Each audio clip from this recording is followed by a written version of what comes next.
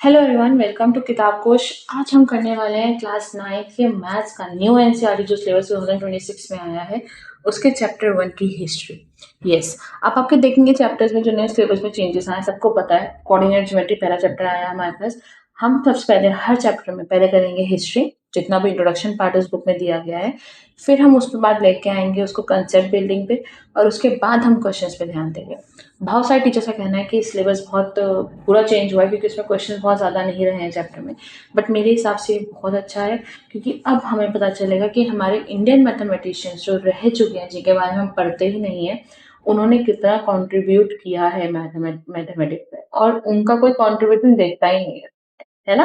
हम हमेशा फॉरेनर्स पे रहते हैं। पाइथागोरस थ्योरम पढ़ी हमने, तो हमें पता है पाइथागोरस ने दिया है, लेकिन उससे पहले कितने टाइम पहले ही हमें मिल चुकी थी पाइथागोरस। इंडिया में किसी को आइडिया नहीं, पता ही नहीं है हमें। तो चलिए शुरू करते हैं। आज हम देखेंगे कोऑर्डिनेट ज्योमेट्री का एवोल्यूशन कैसे हुआ।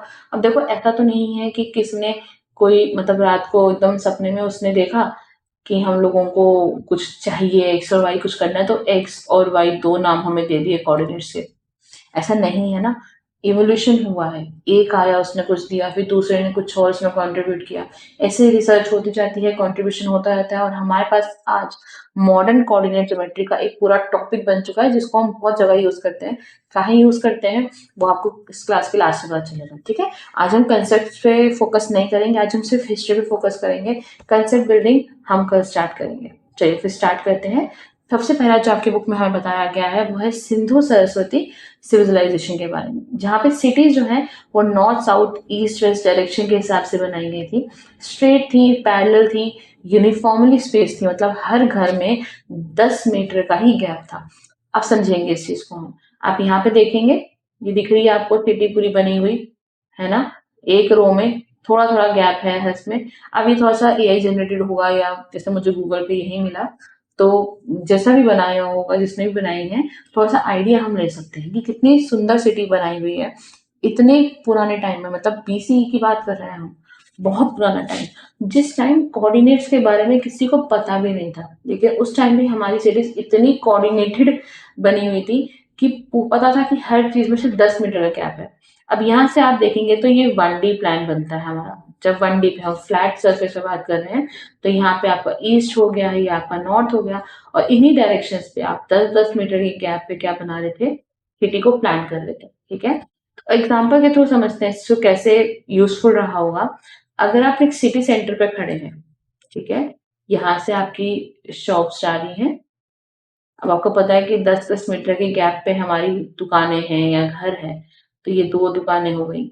फिर यहाँ से आपने बोला कि ऊपर जाना है, यहाँ पे बनी है, तो फिर 10 मीटर का गैप दिया, और ये फिर तीसरी दुकान आ गई, राइट। अब अगर किसी पर्सन को यहाँ से जाना है तो बोलेगा 1 2 3, 3 कदम यहाँ चलो, फिर 2 कदम आप, सॉरी, हाँ 2 कदम आप यहाँ चलो, तो क्या कोऑर्डिनेट्स बन गए, 3 2 के। अब ये सब चीजें जो हम पढ़ेंगे कि कैसे बने या क्या है, पर आपको एक चीज बता दी, हम नॉर्मली आप देखिए, आप कहीं जाते हैं तो हम क्या बोलते हैं कि अरे भैया ये दुकान कहाँ पड़ेगी, ये घर कहाँ पड़ेगा, तो क्या बोला जाता है कि 3 कदम यहाँ चल लो, है ना, दक्षिण की तरफ चल लो, या ईस्ट की तरफ चले जाओ, फिर 2 कदम ऊपर चले जाना, दूसरी रोड मुड़ जाना। तो वो क्या होता है, वो सब कोऑर्डिनेट्स ही होते हैं जो हमें एग्जैक्ट लोकेशन बता देते हैं कि कहाँ पे हम हैं। इससे आप गेस कर सकते हो कि हम कहाँ यूज करते होंगे कोऑर्डिनेट्स, है ना। कि यहाँ पे किसी को कोऑर्डिनेट्स के बारे में नॉलेज थी नहीं अभी तक, ठीक है। कोऑर्डिनेट्स की नॉलेज हमारे पास आई जब बोधियाना हमारे पास आया। बोधियाना ग्रीक टाइम से भी पहले के मैथमेटिशियन हैं जिन्होंने बहुत सारे कंट्रीब्यूशन अपने मैथ्स में दिए, स्पेसिफिकली किसमें, ज्योमेट्री में। उन्होंने ज्योमेट्री बनाई, उन्होंने हमें बहुत सारी शेप्स के बारे में बताया। अब देख बेटा, उस टाइम पे ज्योमेट्री के लिए हमारे पास ना तो कंपास होता था, ना कोई स्केल होता था, कुछ भी इस तरह के इंस्ट्रूमेंट्स नहीं होते थे, राइट। तो उन्होंने जो यूज किया था वो यूज की थी रोप्स, रस्सियां। रस्सियों से वो शेप्स बनाते थे, रस्सियों से वो पहचानते थे कि अगर इतने से इतने दूर हम हैं, अगर इस पॉइंट से इस पॉइंट तक हमें जाना है, और उन्होंने रस्सी लगा दी बीच में, तो कितनी गांठें बन रही हैं, ये कितने रोप्स के टुकड़े हमें लगेंगे, कितनी रोप लग रही है। तो उससे उन्होंने कोऑर्डिनेट ज्योमेट्री को बनाया, यूज किया। बहुत पुराने मैथमेटिशियन है बुधियाना। 800 BC में बेटा, यहाँ पे क्योंकि आपकी बुक्स में स्पेसिफिकली मेंशन है, जो डेट्स वो आपको याद रखनी पड़ेंगी। 800 BC के अप्रॉक्स वो रहे, मैथमेटिशियन थे, स्कॉलर थे, और 16वें सूत्र उन्होंने हमें जो वैदिक लिटरेचर हमारी मैथमेटिक्स है उसका उन्होंने हमें पार्ट दिया है।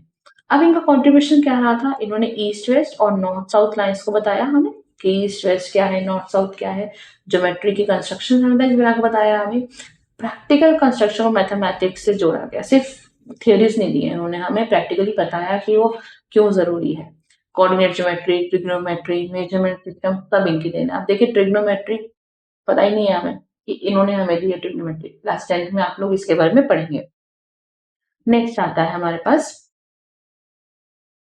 अब इसके बाद क्या हुआ, 4th सेंचुरी बीसीई में सिद्धांतस हमें दिए गए और उसमें हमें बताया गया कि आप उज्जैन, जहां आज के टाइम का उज्जैन है, महाकाल का मंदिर है जहाँ पे, उज्जैनी जिसे पहले कहा जाता था, वो हमारा मेरिडियन एशियंट टाइम हो सकता है।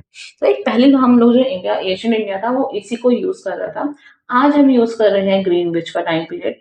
लेकिन अभी आप अगर रिसेंट न्यूज देखेंगे तो रिसेंट न्यूज में सीएम जो है, मध्य प्रदेश के सीएम है, उन्होंने अप्रोच किया है, उन्होंने रेफर किया है कि हम उज्जैन को ही वर्ल्ड टाइम के लिए यूज करें, ग्रीनविच को यूज ना करें, हम महाकाल सिस्टम लेके आए, महाकाल मेरिडियन सिस्टम लेके आए, जिसके थ्रू हम लोग इस टाइम पीरियड को देखें और हमारा एंशियंट इंडिया का जो सिस्टम है उज्जैन, उसी को हम 0,0 कोऑर्डिनेट्स हम माने। अब ये 0,0 क्या होता है, ओरिजिन क्या होता है, ये सब हम पढ़ेंगे कल। ठीक है, अभी आप ये ध्यान रखिएगा कि पहला, और अभी भी हमारे पास एशियन इंडिया में उज्जैन ही है। यहाँ से आप लॉन्गिट्यूड और लैटिट्यूड के बारे में थोड़ा सा जानते अगर होंगे, 6th 7th में आपने पढ़ा होगा ज्योग्राफी के अंदर, तो वो भी कोऑर्डिनेट ज्योमेट्री का ही पार्ट है, अब आगे भी आएगा देखिएगा। तो ग्रीक मैथमेटिशियन आए 150 बीसीई में, उन्होंने हिपैकस का जो काम था, ठीक है, उस उन्होंने भी हमें वही नॉर्थ साउथ लाइंस दी थी, इनके काम पे इन्होंने अपना काम बनाया। अब मैंने आपको बताया था ना, लैटिट्यूड्स एंड लॉन्गिट्यूड्स इन्होंने हमें बताया। ठीक है, इन्होंने बहुत थाउजेंड्स ऑफ रेसेस के इन्होंने लैटिट्यूड लॉन्गिट्यूड्स दिए और इन्होंने भी उज्जैन को ही अपना सेंटर मांगा था, सेंट्रल पॉइंट मांगा था, 0,0 के कोऑर्डिनेट्स माने थे और उसके थ्रू ही उन्होंने थाउजेंड्स ऑफ रेसेस के लैटिट्यूड्स और लॉन्गिट्यूड्स दिए। अब ये लैटिट्यूड्स और लॉन्गिट्यूड्स देख के थोड़ा सा समझना कि हम अब कोऑर्डिनेट ज्योमेट्री कहाँ यूज कर रहे हैं। फिर आते हैं 499 सीई में आर्यभट्टा। आर्यभट्टा ने कॉर्ड्स को साइन से रिप्लेस किया, जिसकी वजह से क्या हुआ, कोऑर्डिनेट्स कैलकुलेट करना बहुत इजी हो गया। ठीक है, किसी भी स्टार का या किसी भी सिटी के कोऑर्डिनेट्स कैलकुलेट करना बहुत आसान हो गया। उन्होंने स्काई को मैप आउट करा, उन्होंने सन के पाथ से कोऑर्डिनेट्स बनाना शुरू करा। आर्यभट्टा ने तो बहुत सारे कॉन्ट्रीब्यूशंस किए हैं, सबको पता है हमें, लेकिन कोऑर्डिनेट ज्योमेट्री में उनके कॉन्ट्रीब्यूशन ये रहे। इसके बाद 628 सीई में ब्रह्मगुप्ता है। अब यहाँ देखिएगा बेटा, बहुत इंपॉर्टेंट यहाँ से चेंज हुआ हमारे उसमें। अभी तक हमने 1D के बारे में पढ़ रहे थे हमें, है ना, हमें सिर्फ पता था कि अभी कुछ हुआ है, पर ब्रह्मगुप्ता ने हमें 0 और नेगेटिव नंबर्स दिए। अगर ब्रह्मगुप्ता हमें 0 और नेगेटिव नंबर्स नहीं देते तो हमें 4 क्वाड्रेंट कार्टेशियन प्लेन कभी भी नहीं मिलता। याद रखिएगा इस चीज को, ब्रह्मगुप्ता ने हमें 0 और नेगेटिव नंबर्स के बारे में बताया कि वो अलजेब्रा में यूज किए जा सकते हैं और उसके बाद ही हमें 4 क्वाड्रेंट कार्टेशियन प्लेन मिला। अब आप यहाँ देखिएगा, 4 क्वाड्रेंट में बता रही हूँ, अभी कंसेप्ट में हम कल पढ़ेंगे इसको। जैसे अभी हम कहे थे ईस्ट, है ना, ये नॉर्थ हमने पढ़ा था 1D में, है ना, लेकिन अब हमें क्या पता चला, हमें पता चला नेगेटिव नंबर्स भी होते हैं, तो ये क्या होता है, वेस्ट। नेगेटिव नंबर्स यहाँ पे भी होते हैं, तो ये क्या होता है, साउथ। अब एक्स वाई हम कल करेंगे, मैं आपको सिर्फ बेसिक बता रही हूँ यहाँ पे कि अगर हम इधर जा रहे हैं तो प्लस करते हैं, ऊपर जा रहे हैं तो प्लस कर रहे हैं, इधर जा रहे हैं तो माइनस करेंगे, इधर जा रहे हैं तो माइनस। अभी 4 प्लेन बन गए, 1 2 3 और 4, तो यही होता है हमारा 4 क्वाड्रेंट कार्टेशियन प्लेन। समझ आया यहाँ तक आपको। इसके बाद जब ये बात अरब में पहुंची, वहां पे ब्रह्मगुप्ता के काम को सिंध हिंद के नाम से देखा गया। सिंध हिंद कर सकते हैं हिंदुस्तान और सिंध के हिसाब से इसको याद। और वहां पे उज्जैन मेरिडियन टाइम को क्या बना दिया गया, अरेबिक ज्योग्राफी के हिसाब से। 2 मैथमेटिशियंस के बारे में हमें यहाँ पे बताया गया बुक में, अल बिरूनी 1000 सी और ओमर खयाम 1100 सी। अब पढ़ते हैं इनके बारे में। अल बिरूनी ने पहले इंडिया में ट्रैवल करा, हमारे सिद्धांतास को पढ़ा, इंडियन एस्ट्रोनॉमी आप समझते हैं, उसको पढ़ा और मैथ्स को समझा। एस्ट्रोनॉमी मतलब जो हमारे स्काई से रिलेटेड जितनी भी स्टडी होती है, स्टार्स सब की स्टडी होती है, ठीक है? उसके बाद उन्होंने इंडियन ट्रिग्नोमेट्रिक मेथड्स को यूज़ किया, किसके लिए? एशिया की बहुत सारी सिटी के कोऑर्डिनेट्स निकालने के लिए, बनाने के लिए। अब इसके बाद इन्होंने परफेक्ट किया किसको? एस्ट्रोलेब। अब एस्ट्रोलेब क्या होता है बेटा?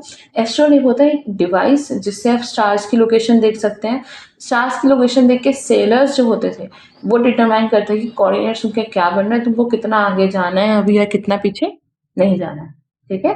ये हेल्प एस्ट्रोलेब करता था जिसको एल बिरूनी ने सही किया था 1000 सीई के थे।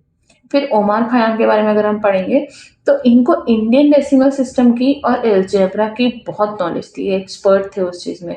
तो इन्होंने जो हमारी ज्योमेट्री के जितने भी अभी तक हमारे पास कोऑर्डिनेट्स का जितना हमने पढ़ा है, उसको एलजेब्रा के साथ इन्होंने मिला दिया और इसी में अब पहली बार पहले पर्सन थे ये ओमार खयाम, पहले मैथमेटिशियन थे जिन्होंने ज्योमेट्री के इक्वेशंस को कोऑर्डिनेट बेस्ड मेथड से सॉल्व किया था। अलजेब्रा की जो इक्वेशन हम पढ़ते हैं ना, ये x plus y equals to 10 ऐसे करके जो भी इक्वेशंस पढ़ते हैं, उसको कोऑर्डिनेट मेथड से जो सॉल्व किया था पहली बार ओमार खयाम ने किया।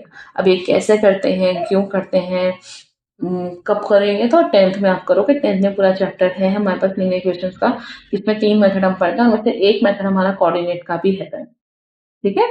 तो ये पहले थे जिन्होंने हमें ये अलजेब्रा और कोऑर्डिनेट मिला के दिया। अब इसके बाद ये पहुंच गया यूरोप। यूरोप में 12th सेंचुरी में एक के बारे में हमें बताया गया है, इन्होंने 1637 सीई के थे। अब फॉर्मेट भी एक मैथमेटिशियन थे, उन्होंने बेसिक हमें दिया था काम कोऑर्डिनेट्स के बारे में, उनके काम पे ही इन्होंने अपना काम बनाया। 1636 ईसी की बात है। फाइनल ब्रेक थ्रू इनका ही रहा, जिसपे हम लोग अभी कार्टेशियन प्लेन या अभी हम कोऑर्डिनेट ज्योमेट्री पढ़ेंगे मॉडर्न नंबर पे। क्या फाइनल ब्रेक थ्रू दिया इन्होंने कि हम पूरे कोऑर्डिनेट्स को जो भी हम पढ़ रहे हैं उनको हम 2 नंबर्स में रिप्रेजेंट कर सकते हैं। वो नंबर्स क्या रहेंगे? x और y। इसी पैटर्न में हम इसको पढ़ते भी हैं, कैसे कल देखेंगे, कंसेप्ट में देखेंगे।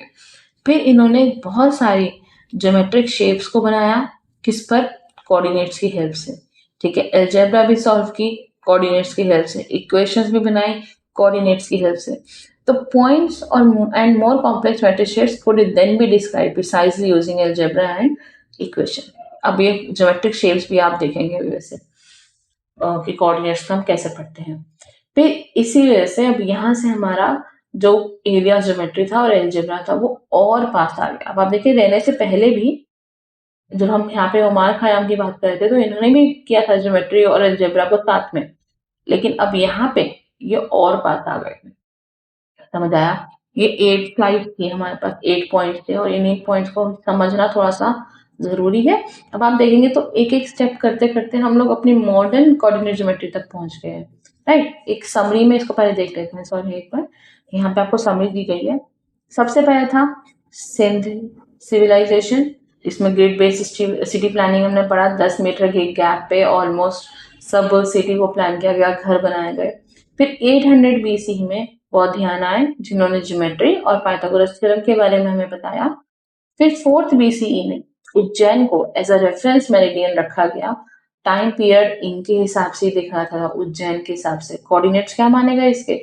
0,0, मतलब उस टाइम किसी को नहीं पता था कि 0,0 हमें लेना है, पर सेंट्रल पॉइंट माना गया था और आज उस सेंट्रल पॉइंट को हम 0,0 से ही देखेंगे। फिर 150 बीसीई में प्टोलेमी लैटिट्यूड और लॉन्गिट्यूड उन्होंने हमें दिया। 499 सीई में आर्यभट्ट आए, उन्होंने साइन और सेलेस्टियल कोऑर्डिनेट्स के बारे में बताया।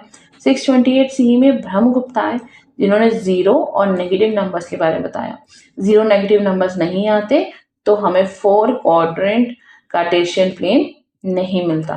1000 सीई है। फिर अल-बिरूनी, जहाँ पे हमने बोला कि अरब में पहुंचा काम, वहां से कोऑर्डिनेट्स और नेविगेशन के बारे में पता चला। जब वो इंडिया आए उन्होंने एशिया की कंट्रीज सिटीज को देखा, ट्रिग्नोमेट्री वगैरह सब पढ़ा। फिर ओमान खयाम आए जिन्होंने अलजेब्रा और ज्योमेट्री को मिलाया, ठीक है? अलजेब्रा की इक्वेशन ज्योमेट्री के थ्रू या हमने कोऑर्डिनेट्स के थ्रू सॉल्व करने का हमें तरीका बताया। फिर 1636 से 37 में फर्मेट और डेस्कार्टिस ने मॉडर्न कोऑर्डिनेट सिस्टम दिया, जिस मॉडर्न कोऑर्डिनेट सिस्टम को जिन्होंने इसमें बता दिया कि x और y सिर्फ 2 पॉइंट से आप पूरी कोऑर्डिनेट पढ़ सकते हो।